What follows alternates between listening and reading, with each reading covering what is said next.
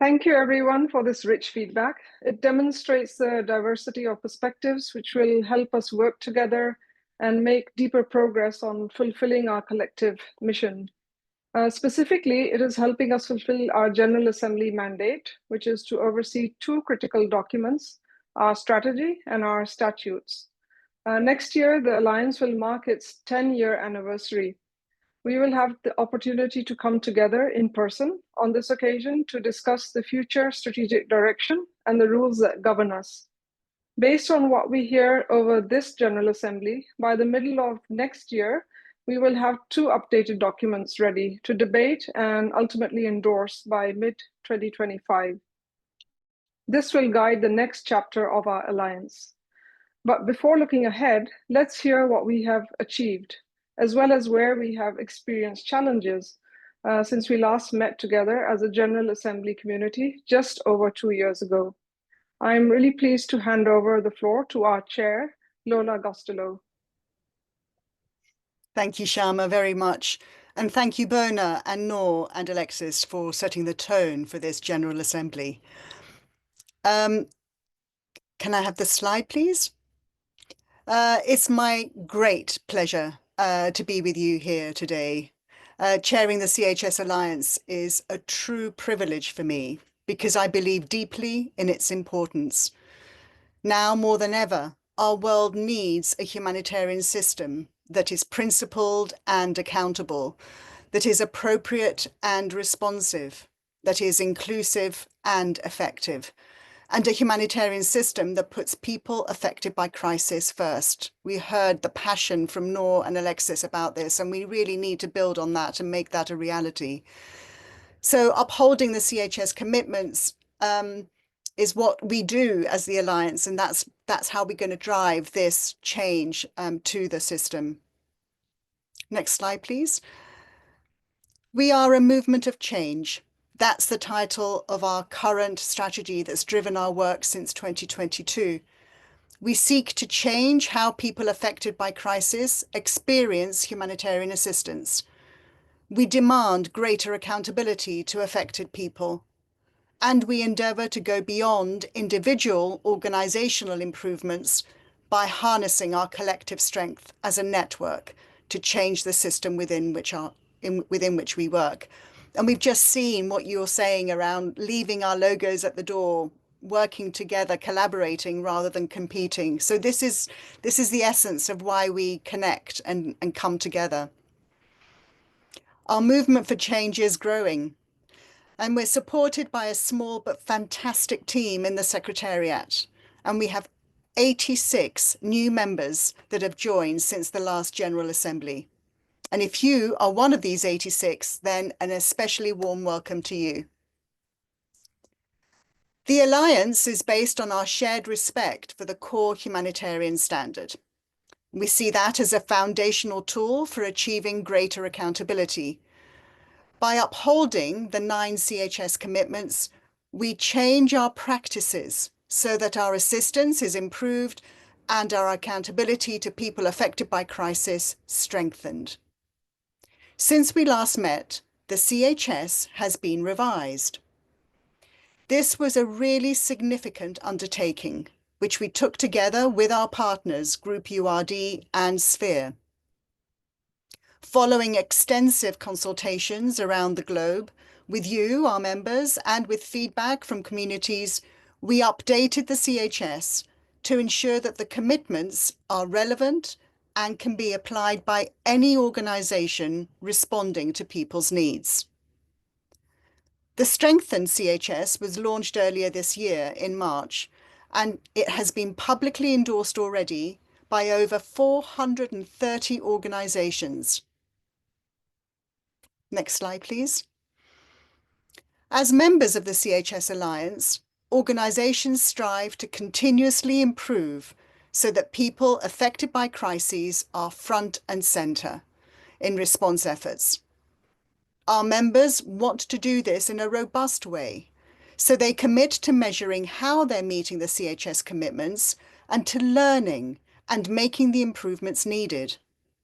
This is the role of the CHS verification scheme. And this clearly matters to organizations, as we see in the marked uptake of the number verified, which now stands at 170 organizations, 40 more than 2 years ago.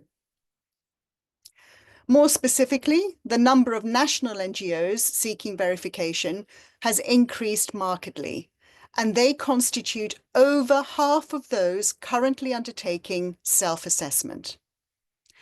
Now, this is in part because of our new, more user-friendly CHS commitment tracker. And I really encourage our members to join tomorrow's session, where we will explore more deeply how donors are increasingly recognizing CHS verification and what opportunities lie ahead.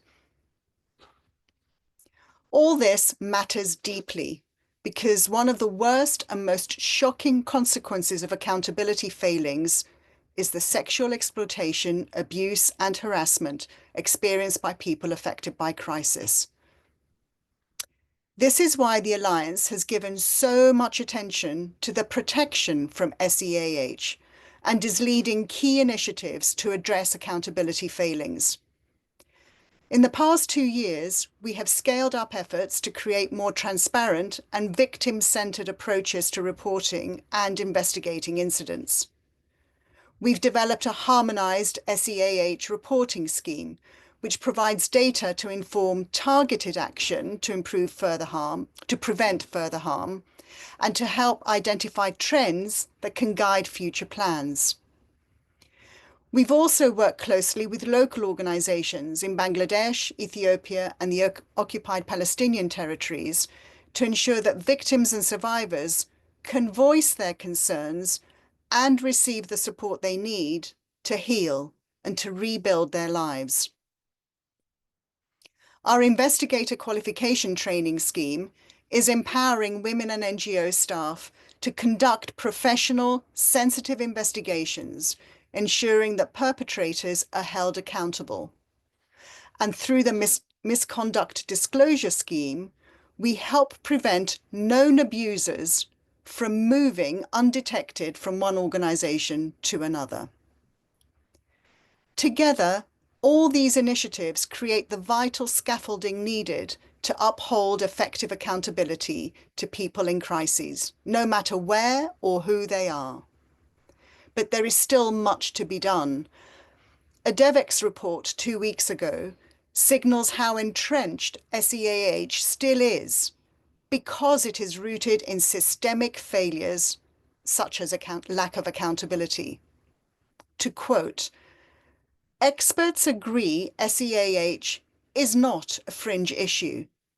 It undermines the very mission of our aid." So we need to work and continue our efforts with urgency and commitment to address this major failing. So thinking about how we work within the CHS Alliance, I would like to end by acknowledging the work done by our incredible board. This is a group of diverse, experienced, committed individuals. Each one is a passionate advocate of our movement for change, of people-centered accountability, and of the CHS as a foundational instrument for our sector. They work hard and contribute all they can to support the Secretariat and us all as the wider Alliance movement and network. And I was really delighted to see how many candidates were put forward by you for election to our new board. And I'm actually waiting with bated breath to see what the outcomes of those votes are. So let's move forward. So the board plays a key role in the strategic oversight of the CHS Alliance. The detailed work takes place through a number of subcommittees, and we'll now hear from each one of them. First is the chair of our Membership and Nominations Committee, Susan Otieno, who is the head of ActionAid Kenya. Over to you, Susan, or are we swapping to Michael?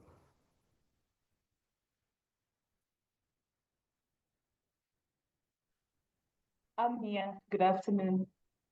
Wonderful. Hi, Susan. I couldn't see you there.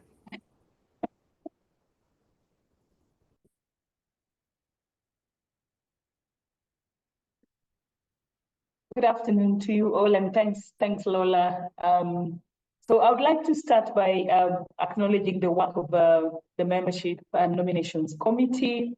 We routinely receive packs of over 100 pages of applications to review alone.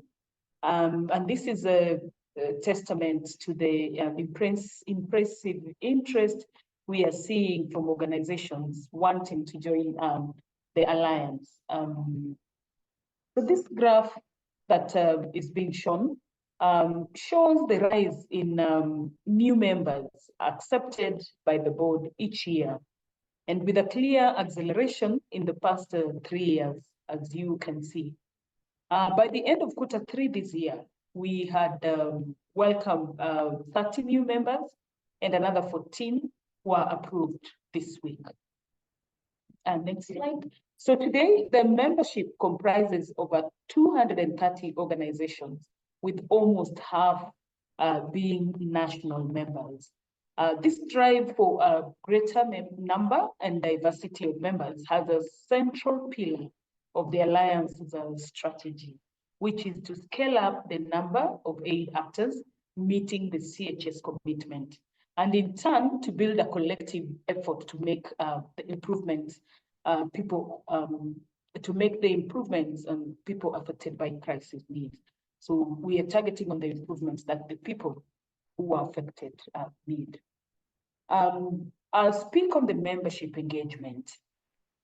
So keeping with the theme of the conference, individual to collective, this is not just about the numbers, but how we truly use the value of the network to make a difference. This is what the current strategy set out to do, and we are starting to see some excellent examples of members leading, and I would like to acknowledge here Community World Services Asia and ACT Alliance for supporting their peers and members to meet the CHS commitment. There are also 3 active communities of practice, and members have stepped forward to engage on various working groups, such as updating the verification tools and leading CHS country launches. If we are going to see the step change we need, it is ourselves, the members, who will need to drive this change and see how we can be both advocates and also supporters. So while the Alliance is growing and connecting in ways that have the potential to trigger real change, we can't be naive about the challenges our network face, and I'll talk to 2 of them. Challenging financial times. Many of our members are facing serious financial challenges right now. In these challenging times, we must not turn back the clock on the advances made on quality and accountability of aid. The board has made a commitment that fees should not pose a barrier for member engagement. And so we have not raised fees in the last 8 years. However, we recognize that some years are harder than others. So we really encourage members to please speak to the Secretariat if fees are challenging for you. Our shared mission must continue to bind us.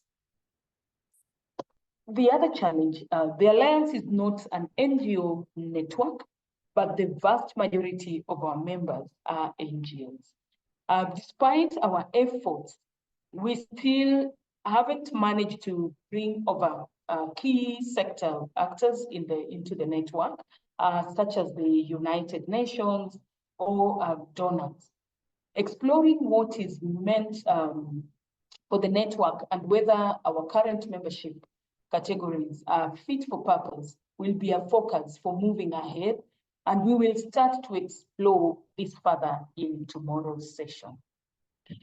So to wrap up, we have seen a significant growth in membership that has real potential to create change for a more localized and accountable aid system, especially as we really make to the move from individual to collective accountability. However, this growth does not diminish what is expected of Alliance members. And to this end, I believe, Lola, I'm to welcome Kali Sheehan from Oxfam, who is the chair of our complaints committee. Welcome, Kali. Thanks, Susan. As you say, our members don't just signal their commitment. There is an expectation that we all meet the CHS commitments. We cannot simply just talk about accountability. We need to have effective mechanisms in place. People in the communities that we serve must have the means to provide feedback and complain in a way that's safe when it's needed. This means it's a membership requirement for all of our members to have a public-facing complaint mechanism. To date, our data tells us that 131 members have a public-facing complaint mechanism. We need to increase this to make sure that every organisation committed to accountability has a strong mechanism in place. To this end, we've helped our members by developing training packages and guidance. The Alliance has a complaint mechanism for its members, which allows for complaints where people feel our members have not followed or handled their own processes adequately. Not only does this improve accountability for those individuals, it also helps improve complaint handling good practice for the sector. We've received only 6 complaints since our last General Assembly. While we could say this means that all of our members have perfectly functioning complaints mechanisms, we know from verification data that this is an area that many organisations struggle with. So moving forward, we need to think more on the value of such a mechanism for the Alliance. We will be recruiting a new complaint committee once the new board is in place to invigorate this critical area of our work. I'll now pass over to Michael from Plan International, our Treasurer, to present on the figures. Thanks so much, Carly. I've been the Treasurer and a board member of the Alliance since I was elected at the General Assembly 3 years ago. As Treasurer, I chair the Finance, Risk and Audit Committee. I work closely with the Secretariat and the board to ensure that the Alliance is financially sustainable and that we are dedicating our resources to meet our strategy. Today, I briefly want to discuss with you income and expenditure trends over the last 3 years, our reserves position, the importance of our diverse income model, finance strategy, and the oversight we have over our CHS Alliance finances. So just on the next slide, it shows our income trends. And the CHS Alliance has several years of income growth between the time it was founded in a merger and 2021. The income peaked in 2022 and has declined in 2023 and in the current year. And expenditure levels have followed this income trend with a slight time lag, as you can see in this chart. The next slide is on our reserves. Our reserves levels were quite high in 2021. The board decided to invest reserves in order to achieve the current strategy, most notably with the CHS revision. While the Secretariat did seek additional funding from donors and partners to support the CHS revision, the board made a decision from the outset that we were going to proceed with these costs even if the external financial support could not be secured. Our reserves levels are around 3 months of budgeted operations costs, which are as low as we, the board, are comfortable with.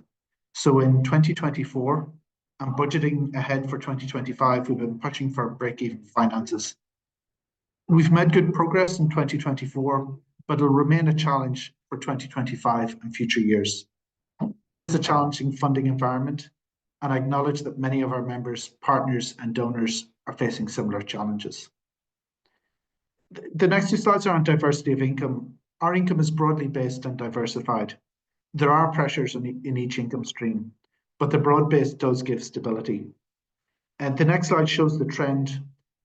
There has been a trend away from restricted funding to restricted funding, and from larger grants from a small number of donors to more modest grants that push us to work with more donors.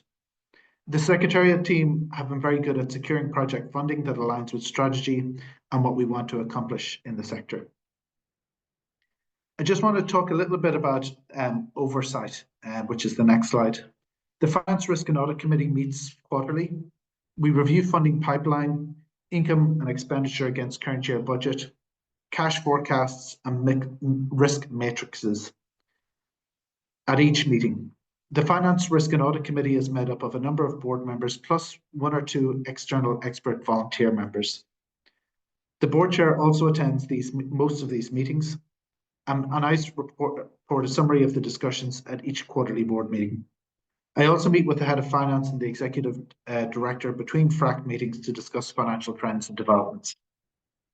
We have an annual risk workshop, which usually coincides with our in-person board meetings in Geneva, and it involves the board, external committee members, and senior leaders in the Secretariat. We have a suite of policies that are regularly reviewed and updated. We have a small, hardworking and effective finance team in the Secretariat. PwC have been our external auditors since the merger. We will do a tender at some stage in coming years to have a competitive appointment or reappointment. And I'll just finish on finance strategy. When I joined 3 years ago, I had seen that the Alliance had grown year on year since its founding. And I asked Tanya as Executive Director and John, the outgoing Treasurer, was the intention to keep this level of growth or to stabilize? And the consensus was that the size that we were at that time, or the size we were going to, of about 3.5 to 4 billion Swiss francs, was the right one for our organization, our mission and our strategy. And we did reach that, but our challenge is to maintain it and to provide sufficient funds to run the organization well and to deliver on strategy. I know it's an experience common with many of the organizations represented in this room. We have had to cut and control costs over the last year and a half in particular, and given our funding environment, this will remain a challenge for the coming year. I want to say 2 things in thanks. First, I want to thank our members. While members are our movement, as Treasurer, I want to thank you for paying your membership fees each year. We receive over 900,000 Swiss francs in membership fees, and this is a core pillar for the organisation, for our core funding, and to give us a level of independence. And I also want to thank all the institutional donors and funding partners, and those who are funding us now in 2024, and those who have funded us over the last 3 years. The information I've shared is all based on our annual report and financial statements for the last 3 years, and they're all available on the CHS Alliance website.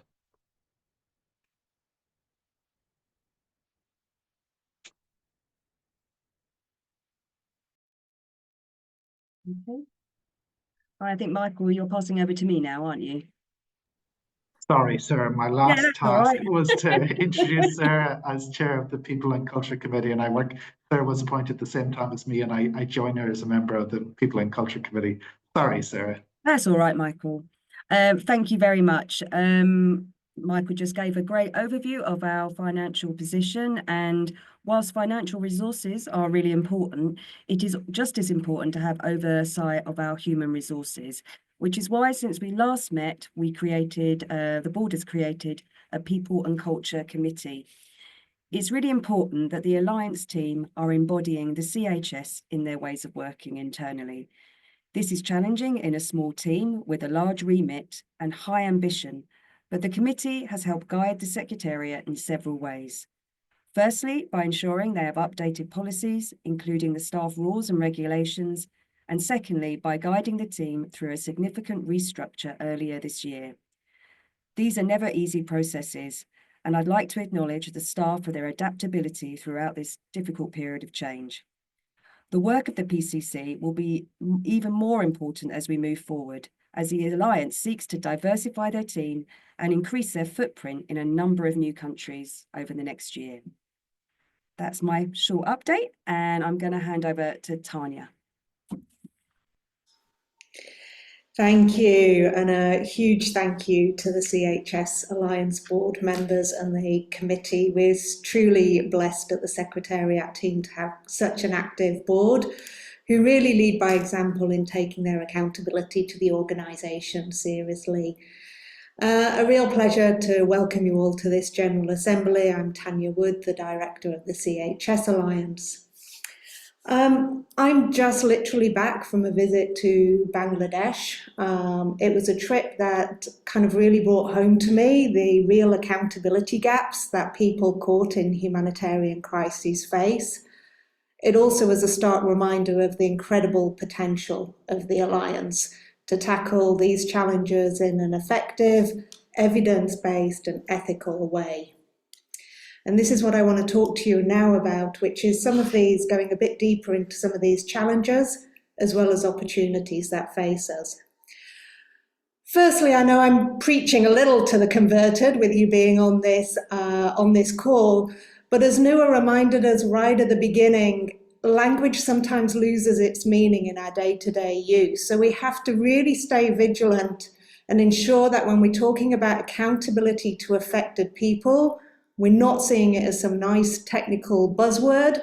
It's really a reminder that our responsibility is first and foremost to the people affected by crisis. Our work needs to be directed by what they need, and they've got to be the judges of how we're doing. But this takes commitment, and it means that we've got to change the way we do things. We can't do this is how it is, this is how we've always done it. And we've got a challenge, and this is what gets us also passionate in the CHS Alliance movement, and I know all of you on this call, that we're kind of trying to challenge the way we've always done things to do it in a new and different way. And I think also it was our speakers at the beginning who also reminded us that this takes a holistic approach. It means working with the communities, it means thinking about our organisations, but it also means that we work within a system that has strengths and constraints put upon us that are hard to change. And I'm going to look at these three where I see some of the opportunities and challenges at these three different levels. Let me take the system one first. For the last 2 decades, accountability to affected people and its associated challenge that Lola mentioned of protecting people from sexual exploitation, abuse and harassment has been high on the reform agenda, and we are seeing progress.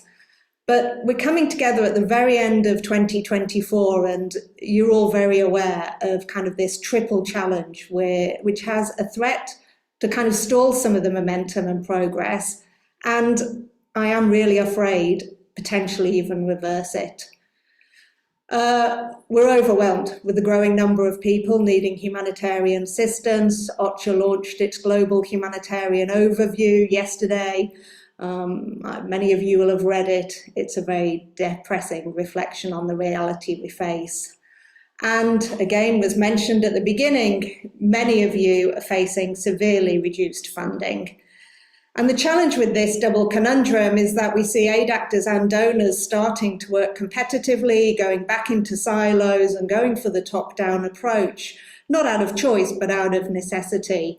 And there's this real threat that this does move a people-centered approach back to the sidelines, as opposed to it being an absolutely essential and ethical approach to the delivery of aid. And then there's a third challenge that I want to put to you when we're thinking about the Alliance movement, which is we're in this scenario and we do have a lull in our multilateral platforms around some of the reform agendas. There's been a bit of a quietness on the Grand Bargain Participation Revolution, and on the ISC, the Interagency Standing Committee task forces are currently on a hiatus. And we really do need an active platform if we're going to be able to harness the collective ambition to drive change. So the challenge for us as the CHS Alliance is how do we harness our voice in this scenario? Many of our members, as you just heard from Susan, are NGOs. You're at the front line of engaging with communities. I do believe we've positioned the Alliance as a key player in the international debate around participation, accountability, localization. But now I think it's really the time to push further. We've got evidence of what is working, what isn't working, that can influence the reform agenda. And to do that, though, we're going to have to be bolder and braver to challenge how things are and give space. And I think that's where we want to be reflecting on these next couple of days with you in the General Assembly. Let me turn to our organisations, because to influence a collective, our individual organisations have to be credible, which is why we ask all of our members to uphold their CHS commitments. Support to individual organisations is core to the Alliance work when it was established almost 10 years ago. It recognised that standards alone weren't going to shift the system, and that's why the CHS verification scheme was introduced. You heard from Lola how this has been increasing, the number of organisations who are verifying and the particular rapid increase from national NGOs. But this expansion presents a very different challenge to us as a collective than it did when we've met at previous General Assemblies. And I'm going to outline 3 questions that we need to be thinking about. With this rapid increase of organisations verifying, especially, as I say, more global, diverse organisations, how are we going to support organisations to meet the CHS? We've heard about the new tools that have been developed. We've developed a new verification framework, a new verification guide. We've got the commitment tracker. With thanks to many of you, we're now getting a really active resource library where you can find best practice. But we're going to have to think harder and smarter and more collectively if we're really going to be able to harness the work that's needed to support particularly our local and national partners in meeting the CHS commitments. A second one, which we'll discuss tomorrow, which is around the sustainability of a verification scheme for a greater number of actors. How do we make sure that we have a scheme and we have the means to measure and improve that recognises the variety of actors that are in the aid system and at the same time maintain a high bar on accountability and preventing sexual exploitation and abuse? So we need to continue to understand what those drivers should be, and we look forward to discussing that tomorrow, but also through 2025 with you. Another key driver, and again, this is something welcome your views and thoughts on, is making sure that we recognise the effort of organisations who verified. We've heard this a lot. It maintains an important discussion with our membership. Along with HCI, we formed a members donor recognition working group and starting to see some real traction on seeing which donors, and I talk about donors in its broader sense, are recognising the CHS and giving it the value it deserves. Tomorrow, we're going to hear from UK's FCDO as a donor that's really championing how to recognise CHS in its own practices. And I think we should all look forward to how they're going to move the needle on a major donor recognising the CHS.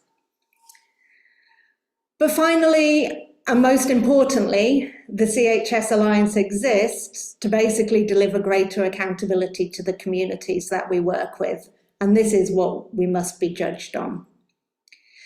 Over the last few years, we led a really insightful project called Closing the Accountability Gap, where in Bangladesh, Ethiopia and Palestine, we looked at the needs and learnt from the needs of victims and survivors of sexual exploitation, abuse and harassment to find local solutions.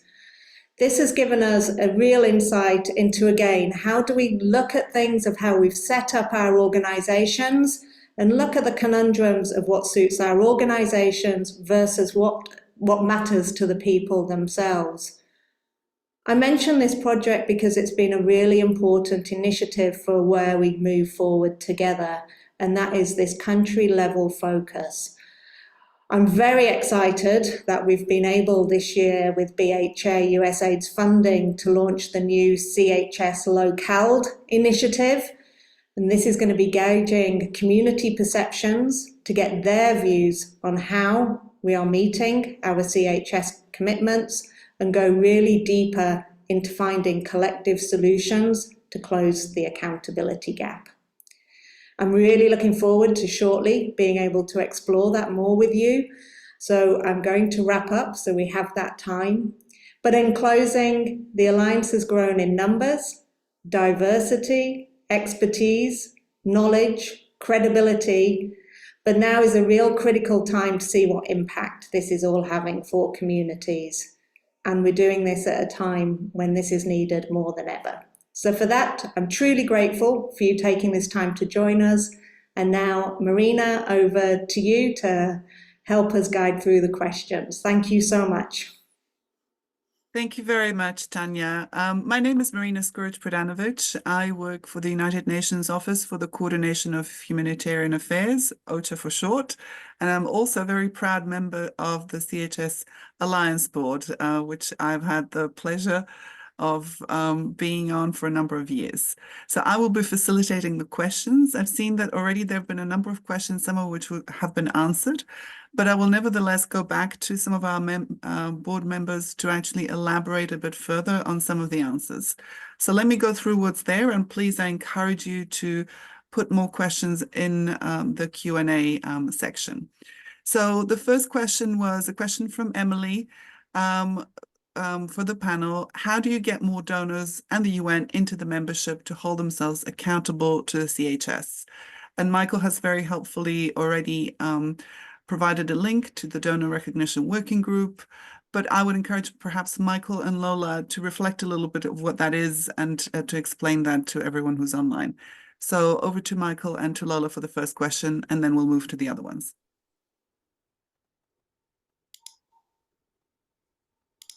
Thank you, Marina. Shall I go first, Michael? I think so. Ladies first. Oh, I like that.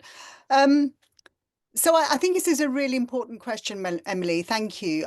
It's this, when there's money involved, there is an immediate attitude about, well, what am I going to get in return? What am I paying for here? And the engagement with the UN and donors is partly sort of embroiled in what are they committing to? You know, what does being a member of the CHS Alliance mean? And for us, I think it's a signal about the importance of change and a signal that they want to be part of that change process. And a number of donors are now seeing the opportunity of having the core humanitarian standard, which I talked about earlier as being a foundational tool for the sector. A number of donors are now seeing the value add and the efficiency of using the CHS as one of the filters around due diligence processes and recognizing verification, one form of verification, as a means to uphold due diligence requirements for organizations receiving donor funding. So this, for me, this is about a commitment to change and having a powerful voice and concerted effort collectively to make that change. So members, please put pressure on UN and donor partners to get in there. Come join us. Thank you, Lola. So I'm going to go to Michael, but I'm also going to throw in another question for Michael, which is the disaggregation and membership fees, which was a question from Randini. Is it possible to give a disaggregation of membership fees per membership band, but also anything else you might like to add on the working group, the recognition, donor recognition working group? Michael, over to you. Yeah, just I guess on the role of donors, I mean, we seek money directly from many of the same donors as you to fund our work and our work with you as the Alliance. In terms of, I mean, Lola's talked about donors recognizing the standard.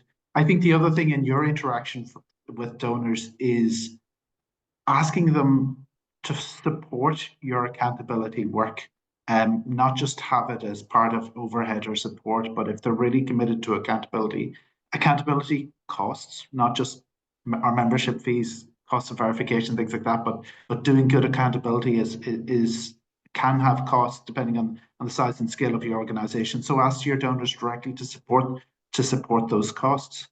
And yeah, we ask donors, not just to recognize the work of the Alliance and adherence to the standards, but to recognize and support the broader accountability agenda, including in the members that they funded, the NGOs that they fund. In terms of the disaggregation of fees, I mean, Susan referenced it. We came together during the term of this board to review the fee structure. We do charge more for larger organizations. We do charge more for Western headquartered organizations. It was a deliberate strategy of the Alliance to broaden our membership and to broaden our membership of local and national headquartered organizations. That has been successful. The fees are lower. We try to calibrate so that, serving our membership has a cost. We have a membership team. There's cost, but we recognize for organizations there's a cost to being members, but there's also costs for them to adhere to the standards as well. And we try to balance that. We want a broader membership. We want members, national and local organizations that can join and afford to be members. So we have a lower fee point for that reason. Wonderful. That was very clear. Thank you, Michael. Can I perhaps turn to Tanya on when will the revised self-assessment guidance be available, which is another question in the Q&A. Over to you, Tanya. Thank you. So just to give you the oversight, since the CHS was launched in 2024, we have developed with HCI, and as well, big thank you to many of the members who joined us on a reference group to revise that, a verification framework that goes into the level of detail needed to help organisations verify how they're meeting the updated CHS. It's new to launch a framework with that level of detail, and we're just about, hopefully in January, going to launch the CHS verification guide that gives even more support to organisations to be able to consider what they need in place. It's running to a hefty document. I think January is when we will be able to formally launch it. I will ask one of the team to put it in the chat if I haven't got that date wrong, but we really feel that will be an added resource that, again, we haven't had to date. The self-assessment methodology is being updated as we speak. And again, I think it will be open and available from around April next year, which is around the same time that HCI will also be reverting to the new updated standard. So there's work in progress. We're hoping within a year to have got the tools and the processes aligned with the new CHS. Tomorrow you'll hear from the verification colleagues and be able to go into some more detail on that as well. Thank you, Tanya. That was very clear. A question for Susan and perhaps for Shama. It's been wonderful to see the growth and the diversity of membership. I think Susan especially talked about the challenging financial times we're having. Perhaps a question for both of you. What do you think has been a key factor that's driven this growth in membership, especially in these difficult times? Perhaps starting with Shama and then over to Susan. Hi, thanks, Marina. I think there are different factors that are driving this growth. I think the first thing is linked to this whole drive around localization. I think NGOs and local organizations, they're really, they're at the forefront working with communities and people who are affected by crisis, and they really value how the CHS helps organizations to be more accountable to the communities that we're serving. So they really see value in that, and that's why more and more local and national organizations are taking up membership. Also, I think the revision in the fee has also helped drive this change. The fee is less compared to some years back, so that is really encouraging them as well. And I think also the verification scheme, especially around self-assessment. Many national and local organizations are, doing the self-assessment, and they see how that really strengthens their organizations to apply the CHS and to be more accountable. Thank you. Wonderful. Thank you, Shama. Susan, any additional insights? Yeah, just to, as Shama has said, there's been enhanced engagements at national level. You'll realize that in the last 12 months, there were meetings that would be held, and we had the CHS Secretariat visiting different regions and sharing about the Alliance. And that was one of the areas where non-members got interested, having to interact with CHS members to know more and eventually join in, especially the national level. And of course, what I would call emerging issues whereby the Alliance has taken leadership in building capacity, sharing information, you know, when you talk about SHIA, when you talk about the local and many other moments where members and non-members have been invited to just interact and get to see the benefits of being members of the Alliance and how it improves their capacity also to mitigate and intervene. Yeah, thank you. Wonderful. Thank you, Susan. We do, because the questions are coming thick and fast, but in different places. So I'm doing my best to pick them up. So there's a question from Ramesh, which is, he starts by saying CHS certification process is a very transparent and lengthy process. How supporting partners and institutional donors see the certified organizations as our potential implementers?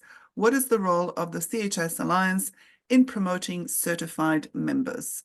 I'm going to leave it to the panel to decide if anyone wants to self-elect to try to answer this question, perhaps encouraging those who have not spoken yet to pick it up.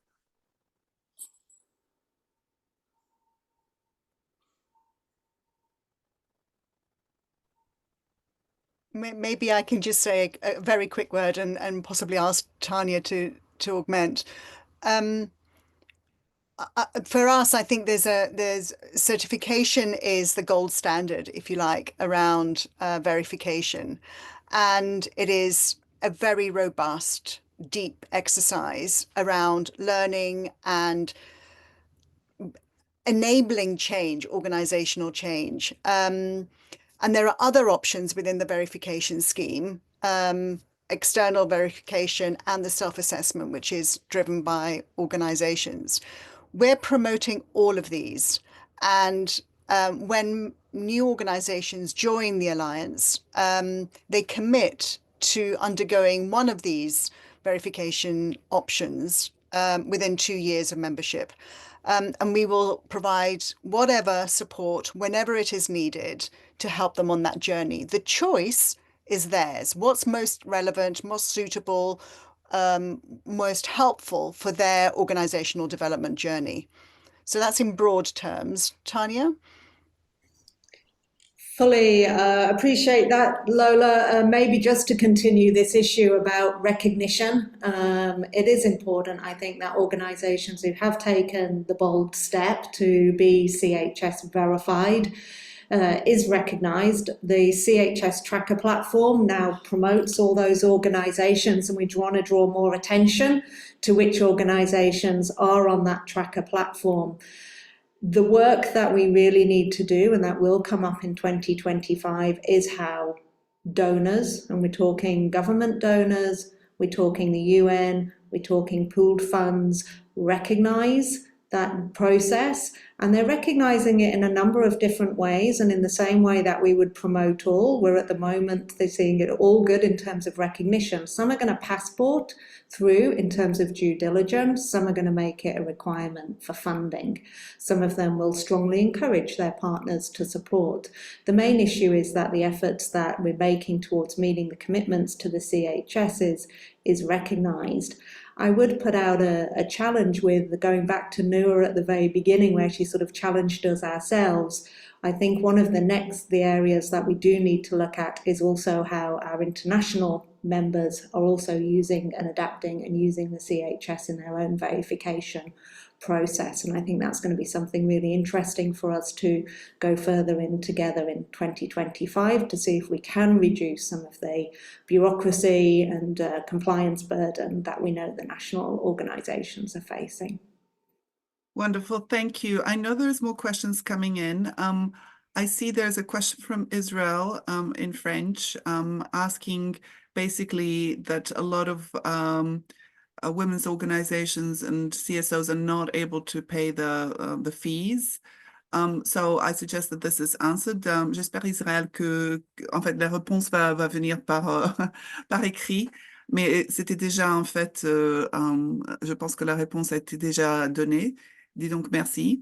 Mais on va donner la réponse plus tard.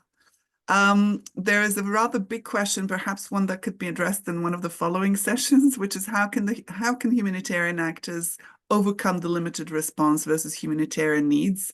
I think this is a large looming question for all. And then there was a really nice feedback on, I think, the other chat saying that the outreach done by the CHS Alliance team has been critical for local NGOs joining. Finally, there's one from Louise saying that we joined the Alliance. We've been waiting for the self-assessment guidance to help us. It's been quite challenging and the timelines have kept shifting. Any advice for an organization like them who want to crack on without waiting any further, especially given the 2-year deadline commitment? So perhaps this can also be given in writing. I want to really thank those who have given questions for our panelists. I want to thank our panelists for a really interesting set of answers and their presentations. And I'm afraid now we have to go into the break, I am told. So Rosa, I'm sure we'll give you the exact time. It should be originally it was meant to be yes, it's a 15-minute break now. So please do be back in 15 minutes. Thank you to the panelists again, and thank you all for being with us until now. Do be back on time so we can start the next session on time. Thank you.